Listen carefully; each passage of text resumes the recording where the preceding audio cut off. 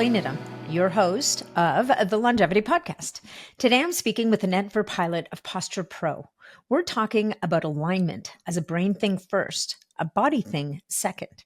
When your nervous system gets clean signals from your feet, eyes, and your jaw, chronic tension eases, focus sharpens, and movement feels effortless. Whether you're rehabbing pain or chasing PRs, it turns out that the fix starts with the inputs. Now, if you love what you hear, you can go to posturepro.co and use code NAT15 for a very special offer for my listeners. Now, this episode is brought to you by Puri, Just Thrive, and NMN Plus G RX by Wizard Sciences, all with very special offers just for you. Check out the show notes below for details and enjoy the show. Annette Verpillot, welcome to the show. I am so excited to be having this conversation with you again. Welcome back is what I should say. Thank you for having me. It's a pleasure. Super excited.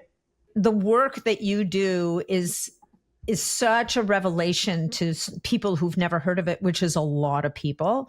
And we talk about posture all the time, but people think of posture as, sit up straight, stand up straight, pull in your abs, tuck in your bum. Oh, not too much. Make sure you have a natural curve in your spine, blah, blah, blah. But when the name of your organization, Posturepro, it goes so much deeper than that, like moving into the entire nervous system. And so this is a conversation that I think people should be having. I almost feel like it should be part of the curriculum in elementary school. When you do gym, that gym teachers would actually help children address some of those three pillars that you talk about. So I'm jumping ahead a million miles, but before we jump into the meat of the episode, I would love to share with people your story. Like, when did you first realize that posture wasn't a musculoskeletal issue alone? Like that, or maybe not even at all, but really a brain-driven problem? Like, what was your aha moment there?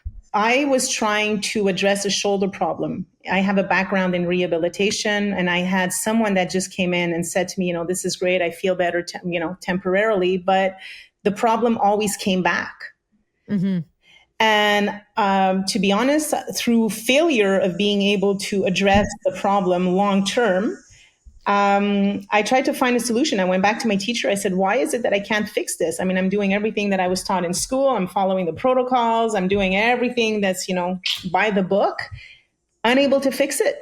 And the answer he gave me was one that shocked me to this day. He just, said, we don't really care. Just go through your assessments into your range of motion and just, keep on doing the testing and the exercises. And I'm like, but that's not going to fix the problem. So in other words, keep doing what you're doing, even though it's not working, which is, I believe some very smart man once said, is the definition of insanity.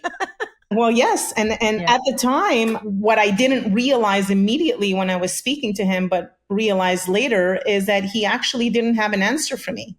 Sure.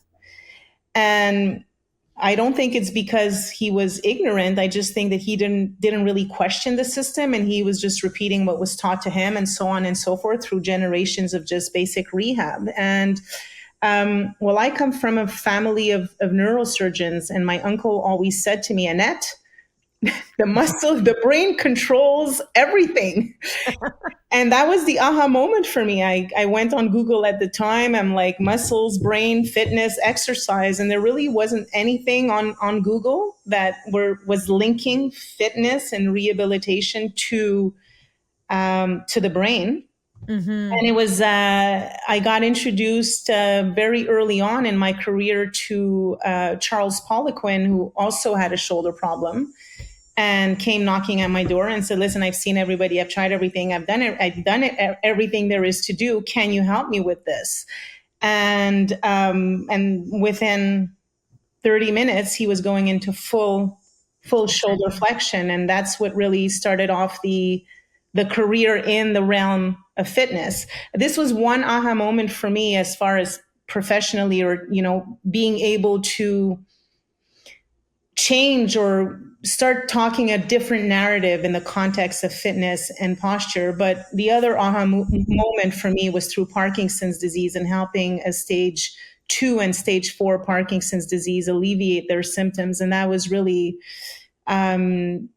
those were really grounding moments for me. They changed my practice and the way that I see everything. And my goal for even doing what I do is, wow, I can really start changing lives through this brain-based approach. That's why, like the Parkinson's thing, I forgot about the Parkinson's cases. Before we keep going on our planned route, let's stop at Parkinson's for a second, because, what we all know of Parkinson's is it's a degradation of the substantia nigra. The body stops making dopamine and everything kind of goes from there, right? So how are you able to help that? I mean, obviously, I'm sure you're not reversing Parkinson's, but you're somehow improving function for these people that are dealing with a neurological disease that's swirling them down the drain faster and faster. So how, or do we want to wait after we've explained more stuff before we go back to this? We can also do that. What do you think makes more sense for the audience? Well, I mean, I'll answer that quickly. I'll just say that when Parkinson's disease affects a part of the brain that's right in the middle of your brain, the basal ganglia specifically. And the basal ganglia is the part of the brain that's going to, through neurotransmitters, that is going to either activate or inhibit different muscles through different neurological or motor pathways with these neurotransmitters.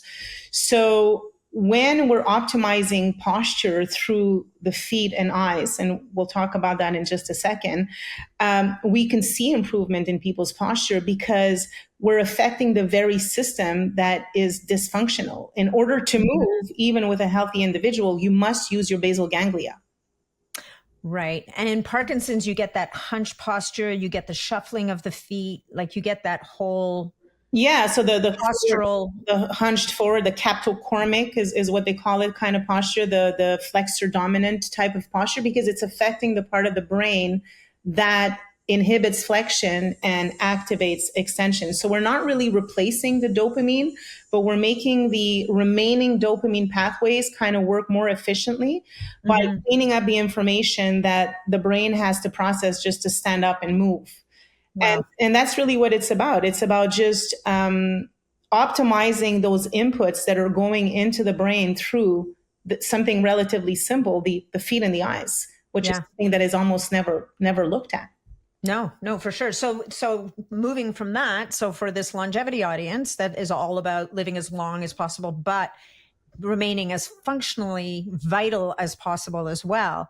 Let's talk about how those sensory input, the feet, the eyes, the jaw, the breath, like all of these things speak to the brain's posture and control centers. Like what's the shortest, clearest pathway here to linking them all together? Well, I love the way you called it when we spoke last time, the three-legged stool. Yeah. Is what you said. I call it the three-part system. You said the three-legged stool. But basically, in simple terms, our bodies has what we call this postural control system, which is a three-part system. So I want you to think of this system as your body's main information centers that are constantly talking to your brain. So there's different parts of your body, like the skin of your feet or your eye muscles, that are going to tell your brain how to keep you safe and how to keep you balanced. And what we find is the foot is the first thing to come in contact with the ground. And the feet has these sensory receptors that is constantly sending feedback, 200,000 sensory receptors that are constantly sending feedback to the brain. And when there is an imbalance with the feet, for example, one feet will roll in more inwards or the other foot will be more outwards, it's going to create an imbalance from the bottom up. And your eyes are basically like the body's GPS. They're telling your brain what's leveled and what's vertical in relationship to what is around you. So when we find that there's an imbalance with the feet and eyes, that information gets fed into specific parts of your brain that tell your brain how to stand and how to move. And those two systems are actually connected to the balance center in our brain, which is called the inner ear. And the problem with that is that why that's important is that the inner ear is constantly monitoring and adjusting our relationship to gravity.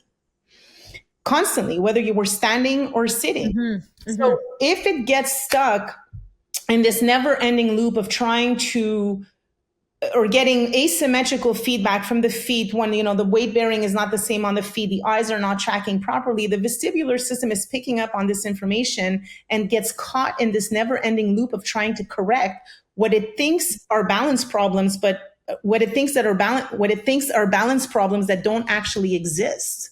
Mm-hmm.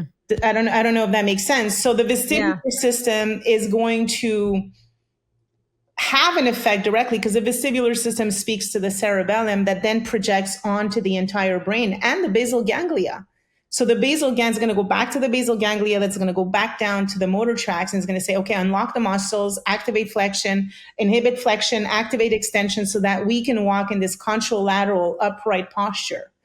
So this is an oversimplification of the system, but everything begins with the feet. Hey guys, I've created a free gift to thank you all for being here and for being a listener of this podcast. I've put together a list of my top 5 peptides. So all you have to do to get your copy of that is to go to natniddam.com/top5. And that's it. Let's get back to the show. Correct me if I'm wrong, but I think what you're basically saying is now you're getting all these faulty inputs that are affecting how you move, where you move, how your muscles are firing to keep you walking, which is basically it's consuming energy.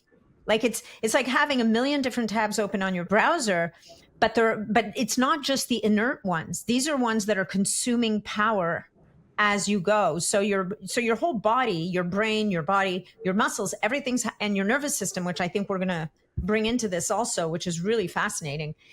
Everything's working overtime to try to make up for perceived imbalances. 100%. Yeah. When the brain gets basically these mixed up signals, it doesn't know what to trust. So it just tells every muscle in your body to tighten up, to work harder, to keep you upright and stable. And as you've mentioned it will consume energy. And this is when you'll hear someone say, by 2:00, I'm exhausted. I need my coffee, or I need to do something, because the entire body has to compensate just to hold you upright and be functional. One thing before we get into other stuff, what I want also to share with the audience is that because the brain is involved here, this is not just about movement. This is also about your ability, like how well you're able to function cognitively. And one of the very powerful examples you shared in the first podcast we did together, which we'll link to in the show notes, was about kids who, and this was so powerful when you talked about this, you get these calls, you have these kids who sit with their parents. Put up your hand if you're one of those parents, guys, for 2, 3, 4 hours every night trying to do homework. There's tears, there's yelling, there's distress, there's misery. And you get a hold of some of these children, you work on the eyes, just working on how the eyes are working. And all of a sudden, you get calls from the crying parents saying, oh my God, what did you do? Like, how did you do this? Because all of a sudden, their child is able to learn because they're suddenly able to process information properly. And I know this is taking us away a little bit from the physical piece, but I think it's so important to understand that what we're talking about today is it's not just affecting your movement, it's affecting your ability to process information properly. Because yes, absolutely. And the reason behind that is because the body is stuck in survival mode. Okay. And I think that, I guess I need to explain this because this is huge for understanding why this works. Okay. Yep. So when we're basically developing as babies in the womb, our vagal system, which is the vagus nerve, actually forms in 3 different stages. Okay. But what's important to understand is that each stage activates and and helps develop the corresponding vagal nervous system stages. So there's 3 stages of vagal development, and what's going to develop these stages is movement. Okay. So when we talk about stage 1, and I'm going to try not to use complicated words to keep it really simple, I call stage 1 the shutdown system. This is in the first trimester of life in utero. We're not born yet. Our vagal system is active, but it's not mature. It's actually unmyelinated, which means it's really primitive and slow. It's connected to a reflex that's called the freeze response. Okay. Now, the freeze response, basically, when the system is activated, shuts down everything down in the body to conserve energy. An example of this would be someone will say to you, I don't know, I saw something, I saw blood, and I passed out and I froze. Yeah. Right? Yeah. So this is the freeze response. It freezes the body to protect it. So you may either pass out or you're just maybe stuck and unable to move. Well, that freeze response should not be active in adults. Mm-hmm. Should not be active, should be inhibited by the brain, specifically by the frontal lobe. So that first part of the system, which is the ventral vagal system, the shutdown system, is in utero in stage 1 of development of the autonomic system of every human. Now, when we talk about the stage 2, this is where the sympathetic system comes online, and that's called the stress response system. Right.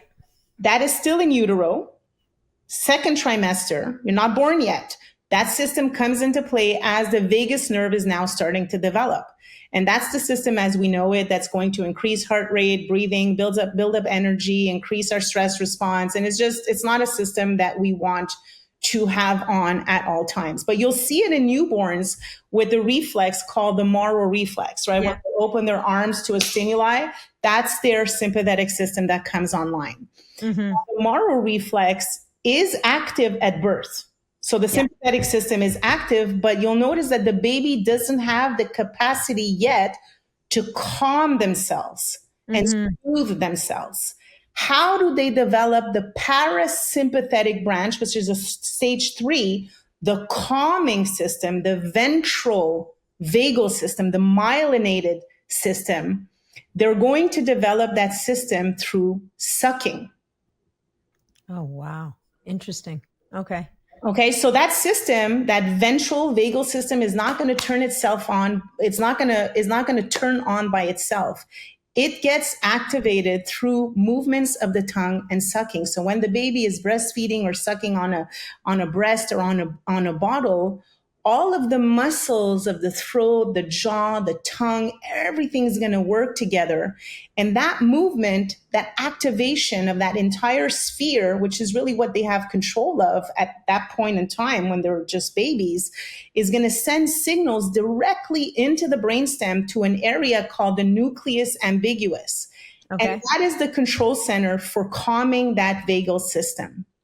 So once the system comes online, it's going to calm the body down, slow the heart rate down, support digestion, and it's going to shut down the primitive reflexes, the freeze response, and the Moro reflex as well, which is going to allow the baby to be able to develop their parasympathetic system and develop ultimately their frontal lobe to be able, and before that, upright posture.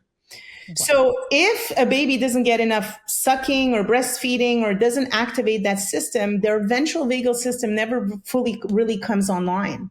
And without calming that system, the child can't stay, or adults can't stay stuck and running in those primitive survival programs, the freeze response or fight or flight. And these systems are actually connected to posture neurologically. Because when we're stressed and we're unable to regulate that system, it's going to have a direct implication on the way that we hold our head posture, hence our shoulder, hence our ability to inhibit flexion and activate extension. And this is how the development of the jaw is directly linked, one, to posture, but also through our stress regulation. Right. Wow. Well, yeah, because it impacts the vagus nerve and the whole system, the vagus system. Well, I mean, everybody's running around buying vagus nerve stimulating devices to try and tone the vagus nerve, which is fine. But what you're saying here is that the jaw has everything to also do with how the vagus nerve is innervated and activated. 100%. But what I'm clearly saying, and what I want to be clear from my explanation, is that the tone of the vagus nerve depends on the early activation of your tongue. Right. And is that why? I don't want to go too deeply down here because we're going to get lost in a rabbit hole that maybe, I don't know, but is that why, does that give breastfeeding an advantage over bottle feeding in some way? That's because there's the mechanics of sucking are different with bottle feeding than breastfeeding. I mean, and this is not to make anybody feel bad. Like if for whatever reason you weren't able to breastfeed your child, this is no judgment here, but maybe understanding that, and if there's a way to help that down the road, if that is an issue, then that would be important information. Well, we know from ultrasounds that when babies are breastfed, there's a different type of tongue activation that is going on. But at the beginning, the main goal is to make sure that the baby is fed. So whichever way we're going to stimulate that process, whether it be through bottle feeding or breastfeeding, will activate the vagal tone. The idea is that if you have to use a bottle feeder, try to stay away from pacifiers, or make sure that the baby is not sucking their thumb when they sleep or their fingers, because that's just going to further accentuate an understimulated system. So going back to that stress response,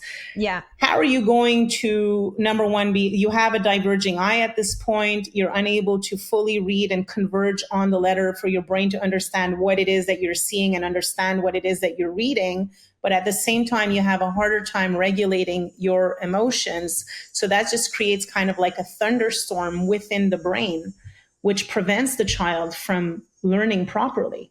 And the outcome of that is that parents are paying the price. Parents are paying the price because they're spending, as you've said, 3, 4, 5, 6 hours with their children that are hyperactive or constantly, and they're unable to basically shut down that system, not realizing that it's stemming right from the beginning. Freeze response, Moro reflex that have direct implications with brain formation and activation. I'm going to say brain activation. Early stages of life. But the good news is that at any point in time, when you're dealing with an individual that does not have a disease of the nervous system, you can interfere and stimulate that system, and it will respond. It will respond differently depending on every individual, because everyone's nervous system is different, but you will, in most cases, get a positive response within that system. So what we're seeing with children, as we spoke last time, is we're seeing how children are better able to calm themselves, because when you're upset, you can't learn. No. Therefore, they're able to better read and better learn. And that has indirectly an impact on, obviously, the parents that are managing everything. For sure. And the child who's struggling like crazy. Okay. So if you've made it past childhood through that trauma, and you're an adult and you're being told you have ADD, ADHD, or whatever the case may be, going down this path of what we're going to talk about today, I'm not going to say is going to fix everybody's ADD, ADHD, but it sure could go a long way to helping to go. If you can calm down that nervous system that you're, unbeknownst to you, is misfiring constantly, and there are strategies we're going to talk about to do that, then all of a sudden you're better able to focus. You're better able to do the things you need to do without constantly feeling like you're going off in another direction. Yeah, absolutely. Because whether it be the jaw, the feet, or the eyes, they're not just mechanically connected to our posture. What needs to resonate from this is that they're neurologically connected to our entire stress regulation system. So it's really when you stimulate those systems, you're turning on the switch that moves you from survival mode to calm. Yeah. And into regulated adult mode, because the optimal goal of this entire system is for, by the age of 12 months, is for a child to be able to walk upright, and that will continue to do so. Movement will then activate the brain from the back to the front, so that the frontal lobe can now turn on and come online. And this is why we say that if we're talking about children, children can't really reason like adults before the age of 8 years old, because that frontal lobe is not yet switched on. So I guess that the takeaway from all this is that everything begins at birth. And if you have listeners that are going to be early parents, or if they are young parents that are dealing with hyperactivity, or even still peeing in bed, or just, really struggling with that. And there's different stages and different things that you could do depending on where you're at in the stage of development, 1 month, 3 months, 6 months, 8 months, 12, where are you at that can actually stimulate those specific brain parts. Amazing. Okay. So the good news is there's something you can do at any stage, and even beyond 12 months, obviously. So let's go back to our adult population now. Yes. So we've talked a little bit about have we talked about the jaw and the feet yet? Because we talked about the feet and the eyes and that relationship and how that affects the vestibular system. Have we talked yet about the feet and the jaw? Let's talk about that a little bit. Sure. Where do we start? Well, let's, I think that helping people to understand where the jaw position and how does the jaw affect this whole system, basically. So I'm going to separate the jaw into a four different parts. So when we're born, we don't have teeth. Nope. Right? And then we have baby teeth, and then we have adult teeth that will come out. So the tongue is really going to be the only active muscle that's going to start stimulating the growth of the entire jaw. When we talk about the upper part of the jaw, we're talking about the maxillary, and the lower part, we're talking about the mandible. Mm-hmm. Now, both of these bones are not fully expanded at birth. They will do so through sucking motion and movement and tongue posture, hopefully tongue up on the palate. If a child has proper tongue posture, you'll see it right away. The teeth will start erupting. They might be crooked at first, but there should be enough space for the adult teeth to grow. So now if you're an adult and you look at your teeth and you have overcrowding, or you have the upper part that is kind of like really covering the lower part, which is called a supraocclusion or a class 2 occlusion, what that's going to indicate is that the first system is that the tongue is affected. Meaning tongue posture is not optimal. It's not up on the palate. You're mostly probably breathing through your mouth and not physiologically breathing through your nose. And that creates a series of problems that we can talk about later. Number one, the tongue. If the tongue is affected, it's going to affect the eruption of the teeth. So if you look at someone's teeth and kind of put your hands like this and kind of look at it from the side, the height of the upper teeth should be the same all the way through the back. Okay. So if the tongue is resting more on one side, often what we see is that there's kind of like a bicuspid drop off, which means it kind of looks like a stair, like you have the upper teeth here and then there's a drop, and then the back teeth are much lower than the upper teeth. So the tongue is going to affect the teeth position. That's going to be the second pathway. Now, if that happens, because there's desmodental sensitivity, the enamel of your teeth is actually sending feedback to your brain. The brain is not going to be able to sense where all your teeth are at in your mouth. You know how the brain needs to sense where your body is on the ground with your feet? Well, in the case of your jaw, it's happening in 32 different areas based on whether or not you have your wisdom teeth. So when your teeth are clenched at rest, like this, just breathing, my brain knows that whether or not there's contact on every single tooth in my mouth. It's actually scanning this cavity, this segment 24/7, just like the vestibular system. So the teeth are going to be affected. And if they're affected, they're going to affect the third system, which is going to be your joint. So your temporomandibular joint.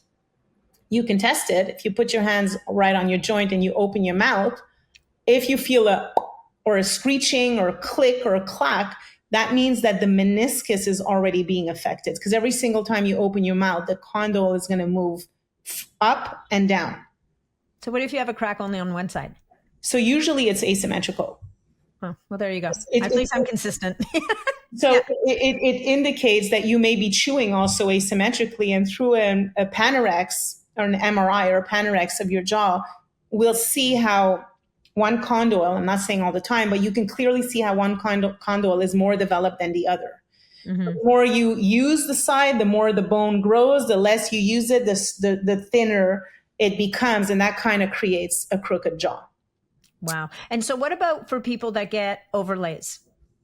So now you've lost the feedback from the enamel on the tooth that has like a porcelain or whatever it is overlay.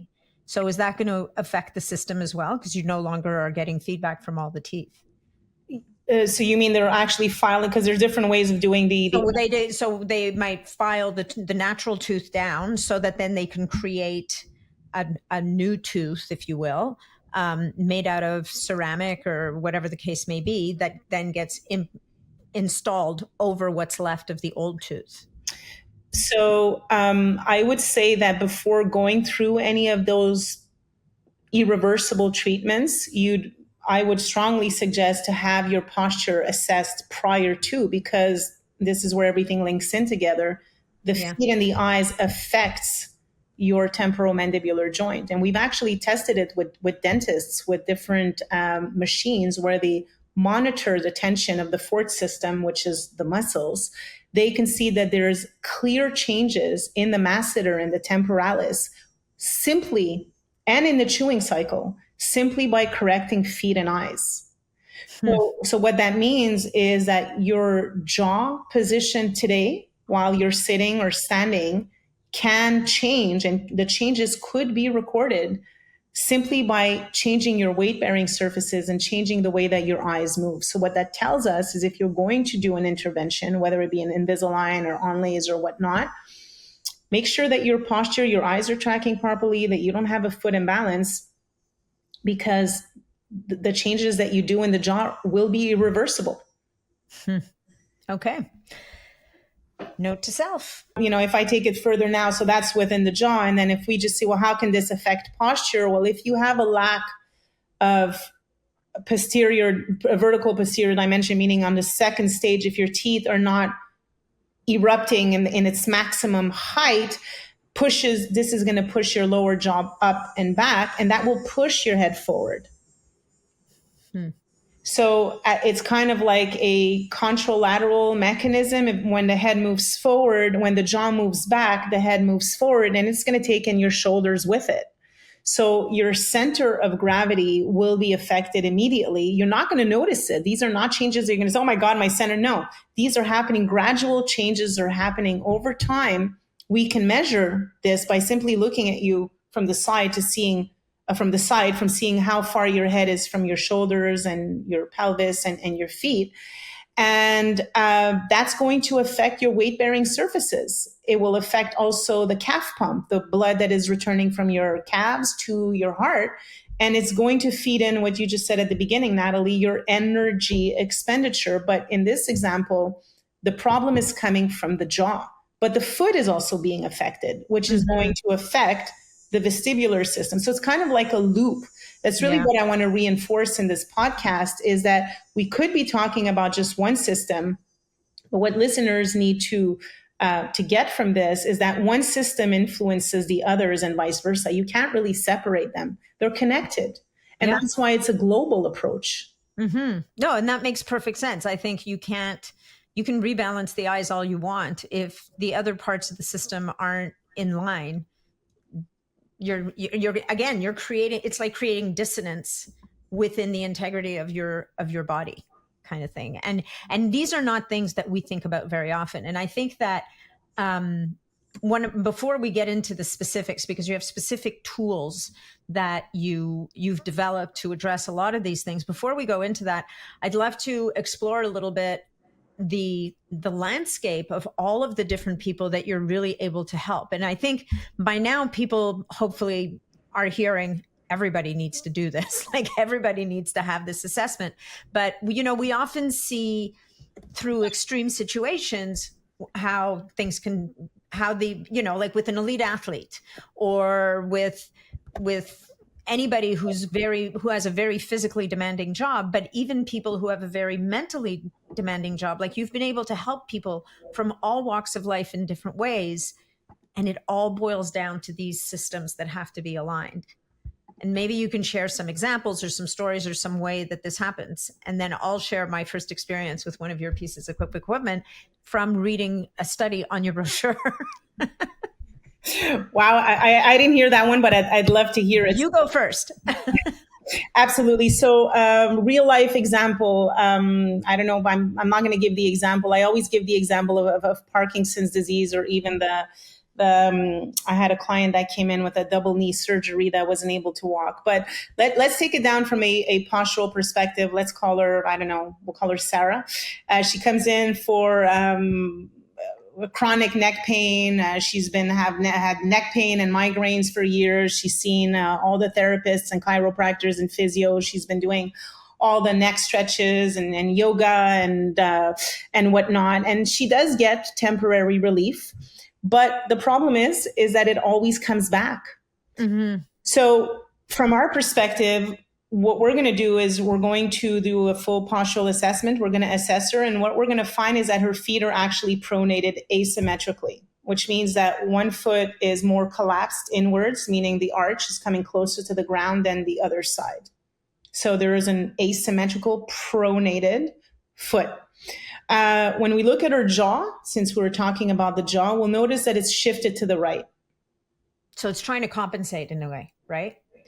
That would be the neck, but the jaw in itself, even if she's sitting down, her jaw permanently, which is what we call a crossbite, is shifted to the right. And you can see this because the canine, think of this way, the lower teeth need to be inside the upper teeth at all times. Yeah.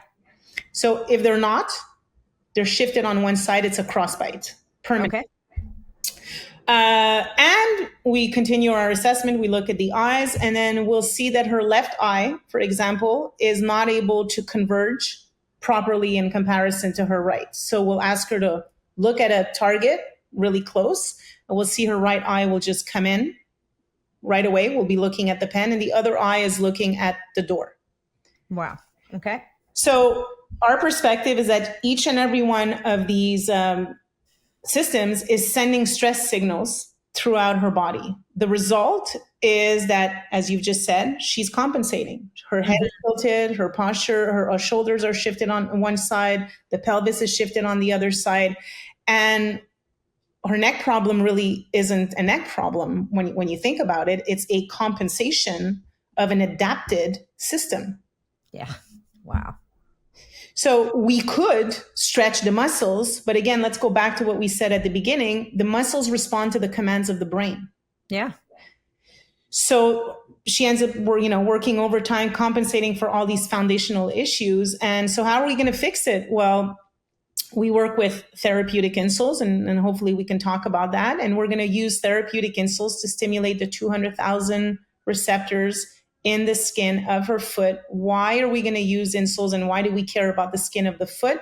Because the skin of the foot is much richer in those sensory receptors. In the sensory strip of the brain actually uses that information for accuracy of movement.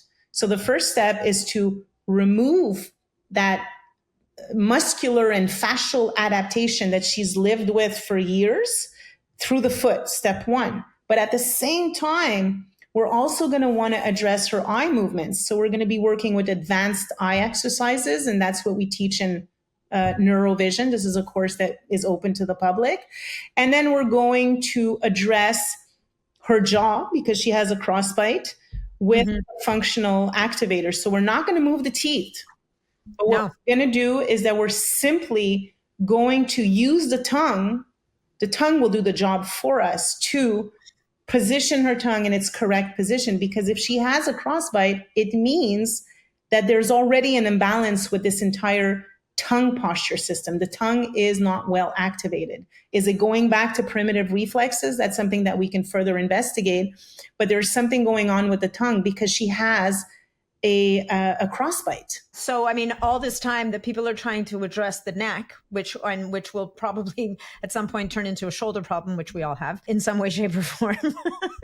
It's like you can't fix the middle Legos if the bottom Legos are out of whack. Exactly. Very juvenile way of putting it, but...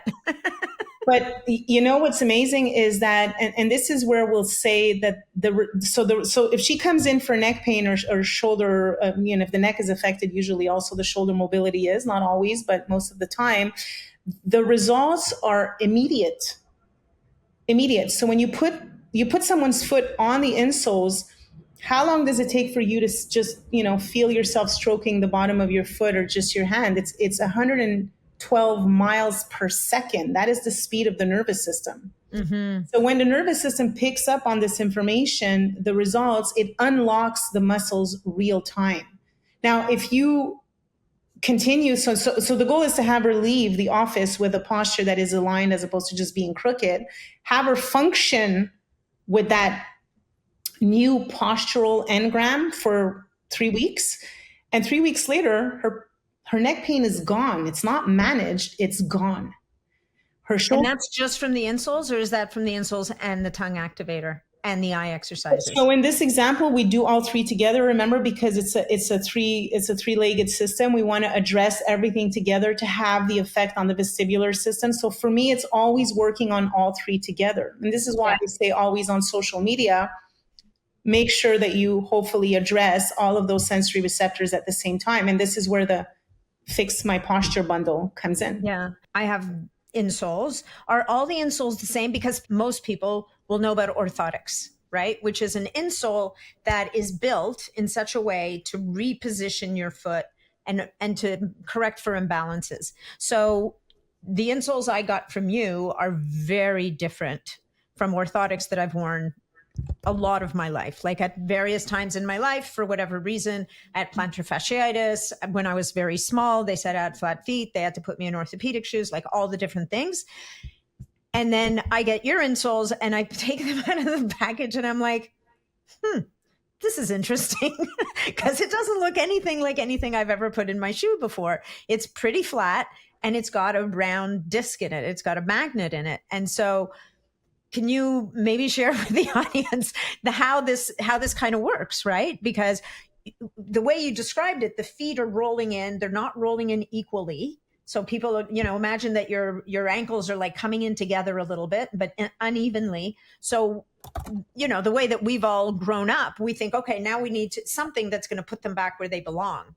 And I believe that your system doesn't go at it that way. It actually taps into the body's, the way I think of it, it taps into the body's innate desire to be balanced and gives it the ability to do that. And I just made that up, so I could be wrong, but I love it, Natalie. So first, I'm going to explain the main role of orthotics, as you said, is to put the foot in a neutral position. So it's shifting weight-bearing surfaces is what it's doing, but it's using a crutching, a holding system to hold your arch in place to mechanically move your ankle in what they call neutral position. So that's fine. It could work and actually bring relief at the beginning, absolutely.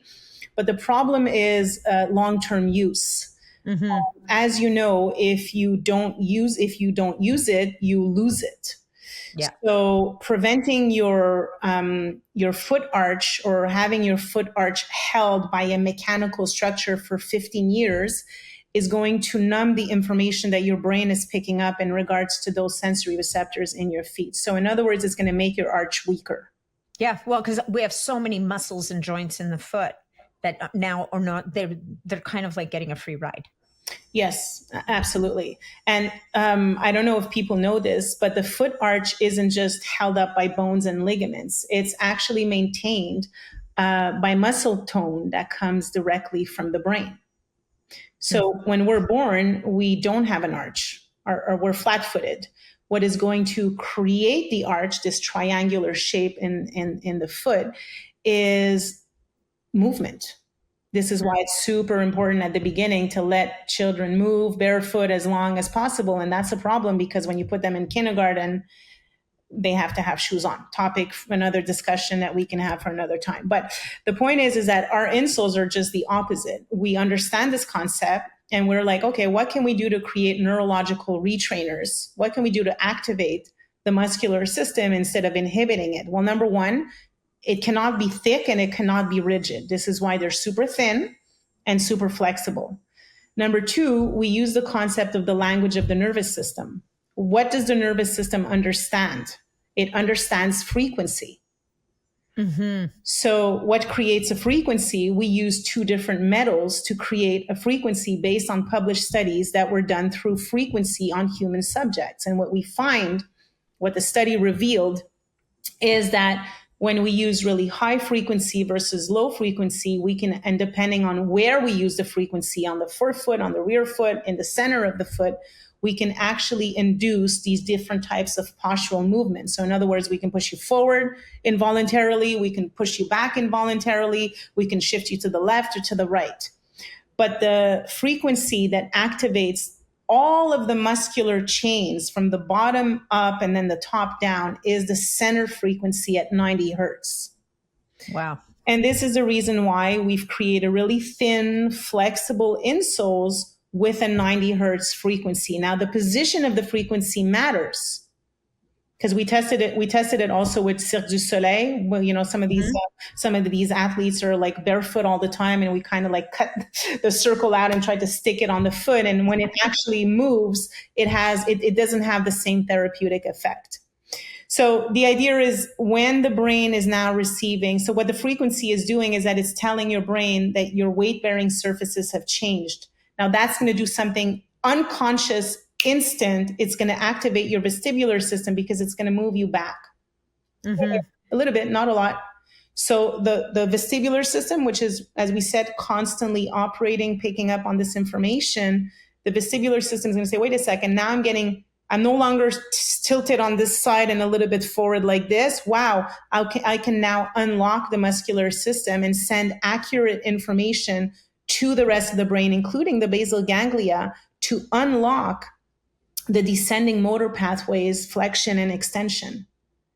And that happens at the speed of light. Yeah.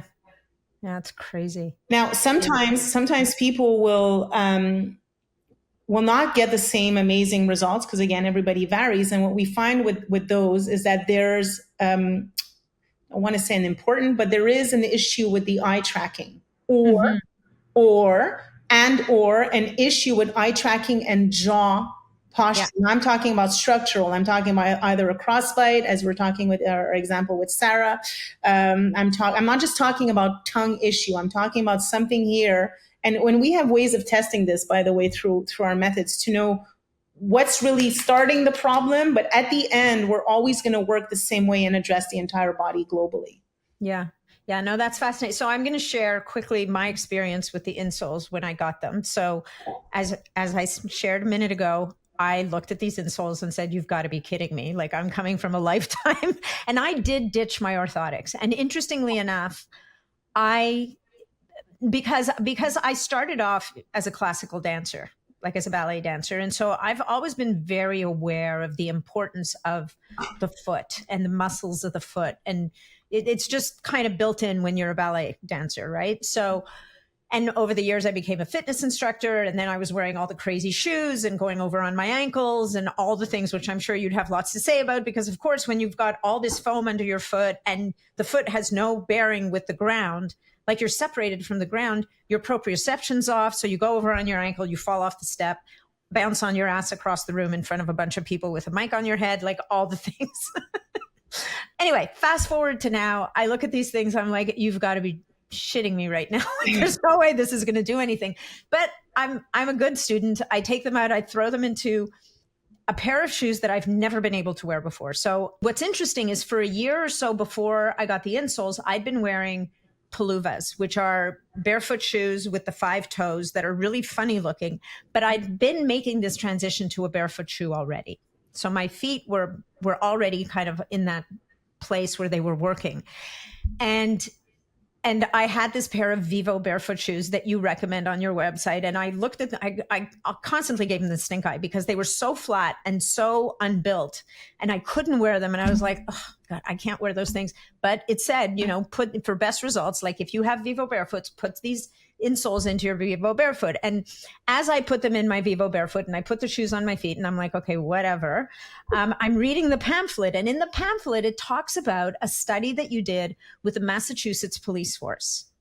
And there's some really fascinating stuff in there that I would love to unpack with you, because one of the things that happened with this police force is that they started wearing the insoles. And I don't know if that's all they did, but the first thing was that you noticed that people's blood pressure normalized. Right? So we can talk about that in a minute, because my story is better. Because a little further down, it talked about when people put on the insoles, of the police officers, everybody was able to do more chin-ups.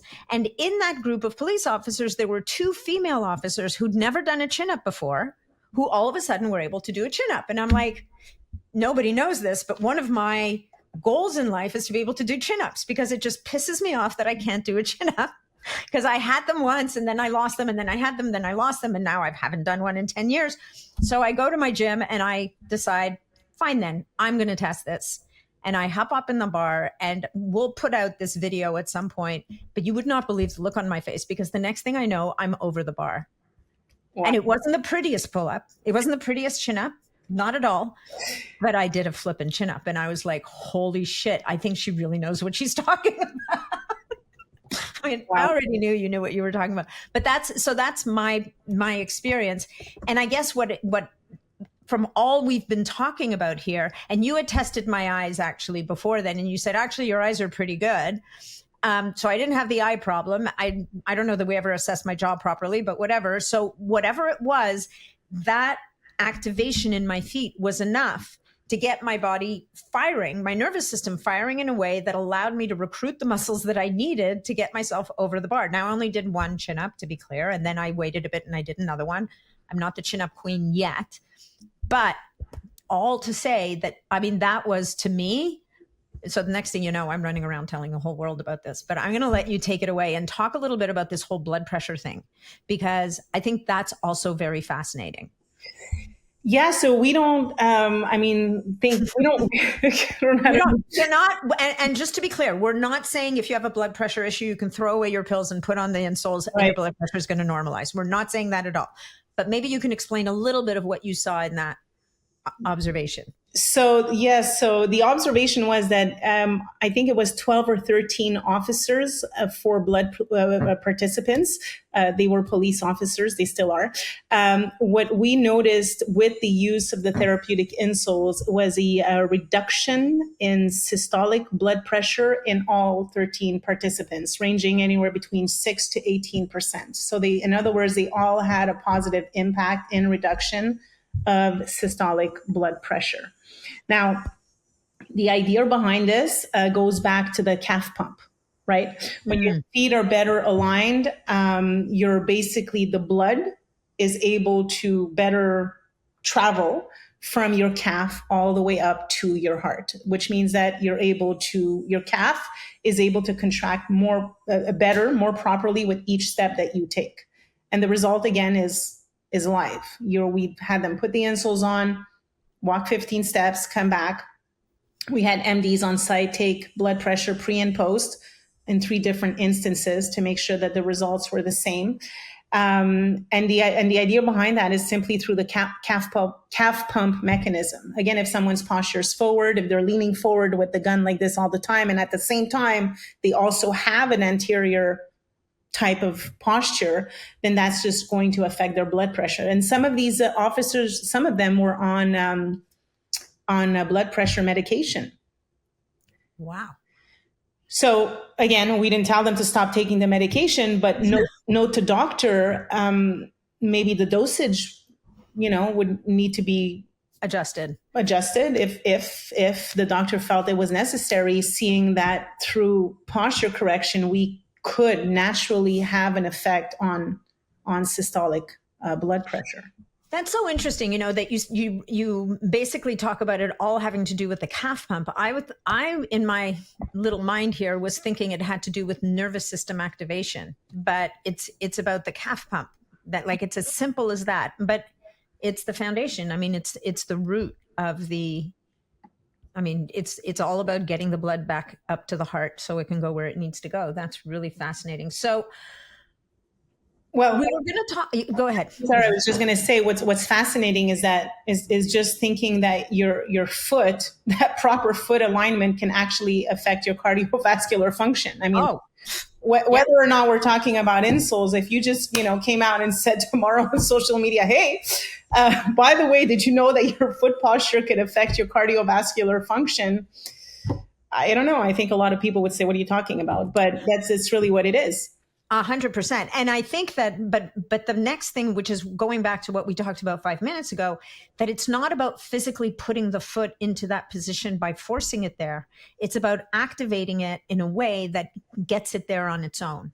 And that's a huge nuance, like huge nuance. Well, absolutely. And it is. And I just, having done the test and seeing it myself, I was, to be honest, I've had these results. I've also demonstrated this in Dubai with doctors and with healthy individuals and population. And it was just, I didn't understand it as well as I do now, but understanding now this entire calf pump mechanism, it's really impressive. Yeah, no, it's fascinating. Now, we were going to talk about hormones a little bit because, and I think at this point, people who are still with us are going to say, okay, if you had to think of one hormone that was going to be affected by everything we've been talking about today, what's the hormone? And I would guess it's cortisol. But but interestingly, cortisol is going to affect insulin, which is going to affect so many other things. I'm handing you the mic. Talk to us about hormones and Posturepro or posture. Are we talking about okay? So it's just hormones in general, as you said, is cortisol. Cortisol basically is a hormone that is released in times of stress, but it could be external stress, but it can also be internal stress. So when you have chronic inflammation that is caused, for example, by poor posture, then you have cortisol that is constantly being secreted in very small doses in your body. And as we know, cortisol is usually an anti-inflammatory hormone, but when it's excessive, constant, and chronic, it actually has the reverse effect on the body and creates a cascade of events that can affect everything from sugar absorption to protein absorption to dopamine dysregulation to to everything else that just follows. Building or breaking down muscle. I mean, if you have excess cortisol, you're breaking down muscle instead of building it. Exactly. Yeah.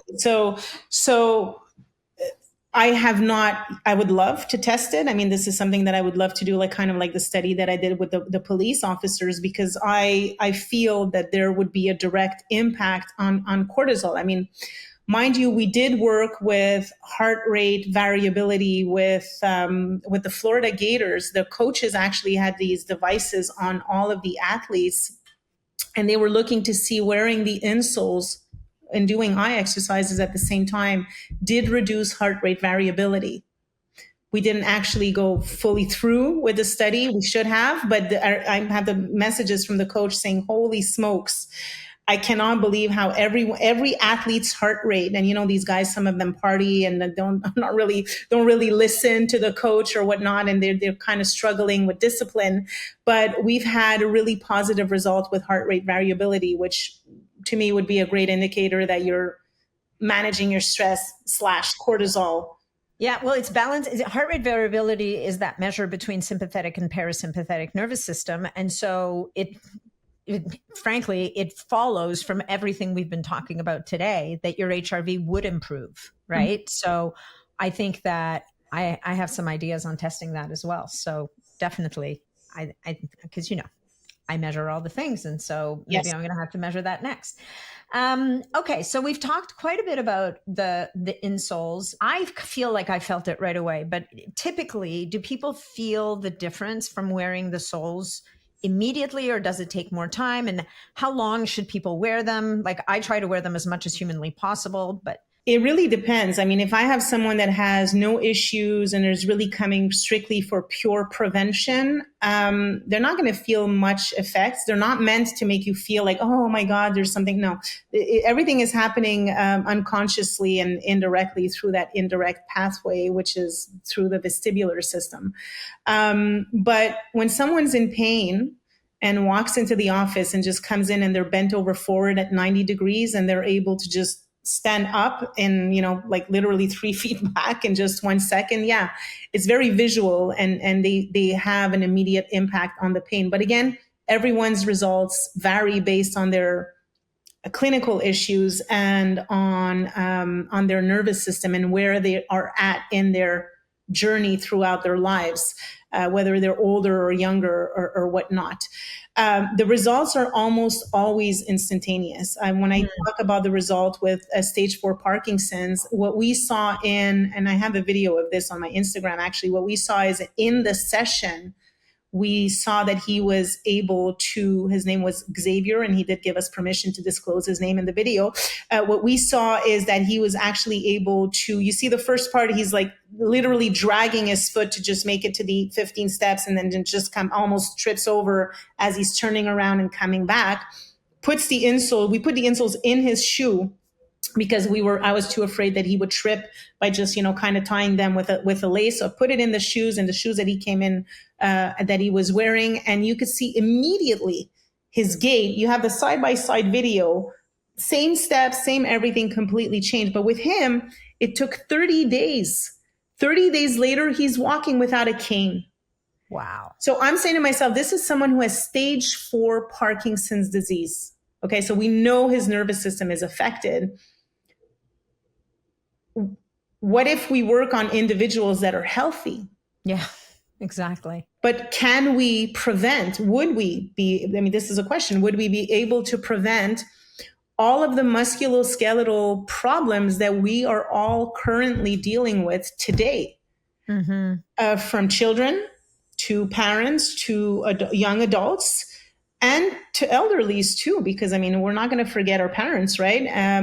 They're also the ones that are going to get the most effect from it, because as we age, we just, our peripheral system ages, our nervous system ages, our brain ages.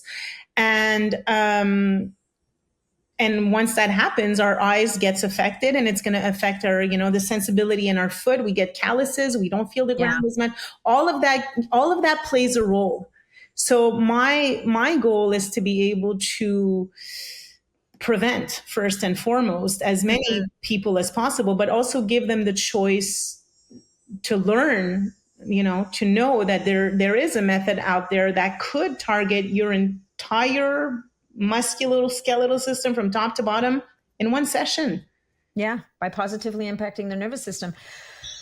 Okay, we're gonna start to run out of time, and there's still so many things. I feel we didn't talk about the tongue activator enough. So this is really, I'll hold it up for people on YouTube. This is it's a silicone mouth guard, goes into your mouth. There's a shelf for the top teeth, a shelf for the bottom teeth.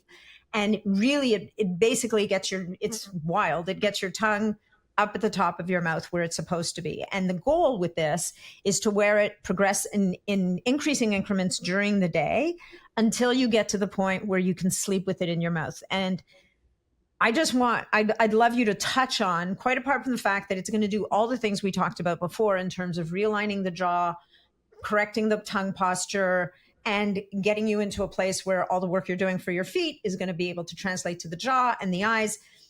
But the ultimate goal is to sleep with this in your mouth. And I just want to talk about mouth breathing. I want to talk about snoring. I want to talk about how people feel when they wake up in the morning.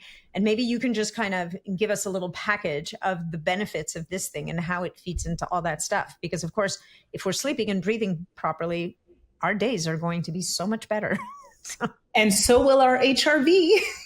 And HRV, exactly. Super important. Well, the functional activator, I call it a self-activating rehabilitation device for your mouth. It's a device that makes you do the work. So see, as you're wearing it now, don't want to say it's invading. It's very active. You know that it's in your mouth. But when you wear it, your jaw has to actively engage and move in very specific patterns, which is what we want. We want you to consciously close your lips, tongue, everything is actively engaging. And this movement, the micro movements that you're going to do, small movements of mastication that you do when you sleep at night, is going to activate all of the muscles of mastication that we were talking at the beginning of the podcast, the chewing muscles. But it's also going to rehabilitate the vital functions like proper nasal breathing with the little edge that it has on the device, swallowing, to get rid of that atypical swallowing that we may have from the early stages of life. And even the unconscious functions, this is when we sleep with it, like blood circulation and digestion, because if we're better able to sleep and go through that process, then obviously we're able to improve our circulation and our digestion when we sleep. So when your tongue is on the palate, so I find that this is the device, because I've looked at many devices when we built it, is really the only one that has a little wedge that forces your tongue to go on the palate unconsciously. Maybe you can show it on. For those of you who are looking, so there's a little dip in the top here, right? Yeah, exactly. Maybe you just flip it. Can you just show it from the top? Yeah, exactly like that. Show where it is, Natalie. Yeah. So that little wedge, when your tongue senses that pressure, it automatically goes flat on your palate. Right. And at the top, right? Yeah, exactly. Or have I been wearing it upside down all this time? Have you? No. Okay. That part goes on the top. And basically what it does is that it allows your jaw to start working in the way that it's supposed to, by sending signals directly into the brainstem through the tongue and through the nucleus ambiguus, which we were talking earlier, which is part of the entire vagal calming system, which will allow you to tap in better into your HRV and whatnot. So it literally is going to switch your nervous system from survival to regulated mode through your jaw. So you're really addressing it from every angle, the feet, the eyes, the jaw. And then you want to see how the body responds. Take your HRV through your tracking rings or whatnot, and I'm pretty sure that the results are going to improve. Yeah, no, it's fascinating. I mean, I haven't fully worked my way up to full night yet, but I'm working on it. And I think when you and I were talking before this podcast, you told a story about with your kids, how when they were little, you would go into their room at night when they were sleeping and just pop one of these things into their mouths. Yeah, so we have 3 different models, and we have really smaller ones for young kids, starting at 3 years old, 3 to 4 years old. Parents could just, you're not going to tell a child, here, sleep with this, because as you've said, it's very active. They will just spit it out. So when they're in a deep sleep, we just go in and just kind of open them out and just pop it in. And you see my son and my daughter immediately clench into it, lips closed. Deep sleep. Amazing.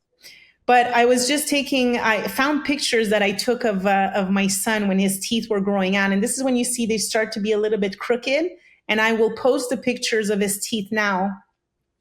Perfect alignment. Obviously, they're still growing, teeth are still coming out. But what a difference just with the functional activator. So, I mean, I think of this as skipping braces. Oh my God, the thousands of dollars you guys could save. I didn't want to say it, but yes, really. And then also the hassle of wearing them for. Well, there's nothing good about braces. Nothing. Yeah. Keeping in mind that braces will position your teeth and shape them into a round shape, which is not optimal because it promotes mouth breathing. But yeah, skipping that entire treatment altogether and just being able to have the jaw expand and develop naturally is always something that I'm interested in. Yeah, no, I think it's fascinating. And what we're not saying braces are like, they are what they are, but if you could make it that your child's jaw and teeth develop properly, not to mention that they sleep better, so they feel better in the morning and all day. It's a pretty low level, and this is low hanging fruit in the grand scheme of the world. Okay, so is there any? What are your thoughts? I have a last question for you. What are your thoughts on mewing or DIY jaw devices that make you kind of wince? Like, what are your thoughts on that? Yeah, well, they're just addressing symptoms. I mean, they'll make you stop snoring or stop breathing through the mouth because you're taping your lips. Great, but it's not fixing the actual foundational issues, which is the tongue. This is where I find that the functional activator is interesting because it actually addresses the core of the problem, which is tongue posture. So anything that you can use to help you close your mouth, or, if you decide to do rehab and work on your body to address the symptoms is one thing, great. But as long as you know that you're only addressing symptoms, I think that when people realize that there is a way to address the root cause, more often than not, people are more interested in going towards that solution. Mewing is the same thing. I mean, you have this like exercise, trying to exercise your way into good posture. It's better to mew than not to do it at all. But again, how much time has to be involved in reprogramming tongue posture that's been off for however many years since birth? Yeah. Not to mention, you're not speaking to the other pieces of the puzzle here. Did you ever have a person who just, you couldn't move the needle on? And what did you learn from them? Like, it's okay to say no, or maybe your toughest case, the person who's like, nope, not working. Nope, not working. Nope. I can't say that I've had one person I've had people come in and report that they were not expecting the results that they wanted to have. But when I further investigated, I always at the time would like to invite these people back free of charge into my office so that we can see what's exactly going on. What we found is that they weren't wearing the insoles from the moment that they would get up to go to bed. They were wearing them just, temporarily. Randomly. They weren't doing their eye exercises. They weren't treating their scars. So at first it might have been a little bit stressful in the sense like, oh my God, what am I, how is it? Why am I not getting results? Well, we're not getting the results because they're not doing the work. Yeah. No, and that's often, unfortunately, that's often the case, right? So, and the activator, the last thing I want to say about the activator is you can wear it in the gym, right? We talked about that, I think, off camera. So what I recommend for everyone at first is to get used to it at first. Do not try to sleep. Some people just go straight into it and it's worked, but be aware that you might spit it out and might be very uncomfortable to fall asleep with it at first because you're retraining all of those functions, right? Don't remember that those functions have been inactive since birth. So you have to go progressively. And what I always suggest is to try to wear it 15 to 20 minutes per day and gradually increase. Wear it when you're working out. If you can, you'll see that it's going to have a dramatic impact on your VO2 max because it will force you to breathe through your nose. So it is a challenge. So athletes, that's a good point for athletes. But micro progression, 15 to 20 minutes per day, and ultimately try to sleep with it. Why sleep with it? Because retraining tongue posture has its benefits in an unconscious state. It also has its benefits consciously, but also unconsciously. So we want to tap into both systems. So I don't want you to think that, I'm not able to sleep with it. God, the work is not getting done. No, it's still getting done as long as you're wearing it for 15 to 20 minutes. But there's also a benefit to try to sleep with it eventually. Okay, fantastic. If you could design a clinical trial tomorrow, money was no object, nothing was an object, what would it be? Effects on blood sugar regulation and Parkinson's disease. Yeah, I can see that. Well, I think a whole bunch of us could slap on CGMs and blood sugar regulation to see if it helps, if we're able to better manage the absorption or secretion of or even management of sugar throughout the body or digestion. Yeah. Well, we know that the cortisol is going to affect that also, right? So if you can manage the cortisol, then that should have a beneficial effect. What's your next thing? Is there another piece of the puzzle or another tool you're thinking about developing? Because when we first talked, I don't think you had the insoles or the activator. Now you have both. You had the tool for addressing the eyes, but you had those two things. Is there another piece of the puzzle you want to bring into this, or at some point? Maybe a pre-sale. I don't want to give out too much, but it would be geared towards, I'm going to say, preventing children from thumb or finger sucking altogether. That is huge. That would be for children, and for adults would be scar treatments, and how to handle these root canals or any issues with the with the roots of the teeth that can create these systemic effects on the body that we just can't pin down or figure out. One myth about posture you want to like just squash for till the end of time. A myth? Yeah. You can't train yourself out of poor posture. Perfect. Like physically. Perfect. A metric you trust more than pain scores. A metric I trust more than? Pain scores. Pain scores. Yeah. Blood pressure. Okay. The simplest daily habit that compounds the insoles. Eye exercises. Nice. And the eye exercises, you guys, literally we're talking minutes here, like itty bitty minutes. Like 30 seconds of eye exercises done properly will triple, if not quadruple, the therapeutic effect of the insoles. Wow. The biggest mistake people make when they start the functional activator, which is the mouthpiece. They try to sleep with it too early. Right. Over here. A surprising longevity marker that has improved in your clients. Sleep. Mm-hmm. Beautiful. Sleep. And last one, what is the most overhyped tool in posture right now? I would say back braces. I don't know if it's overhyped, but every time I see these back braces or these things, I'm like, oh my God, I don't, and I understand they're cheap. They're $30. They're really, they're really cheap to get, but yeah, that's not gonna. Well, it's kind of like the orthotics, right? Because it disables the muscles. It's maybe giving support, but it's not helping to fix the issue in the first place. Okay, well, that's it for my quick fire questions. We could keep this conversation going for a really long time, but Annette, I so appreciate your time and your work and everything that you do. Let's share with people where they can find you, where they can find your work. And you guys, Annette's going to give you the website. And I will tell you that if you use code NAT15, you'll get 15% off whatever you decide to buy. But tell us where people can find you and connect with your work.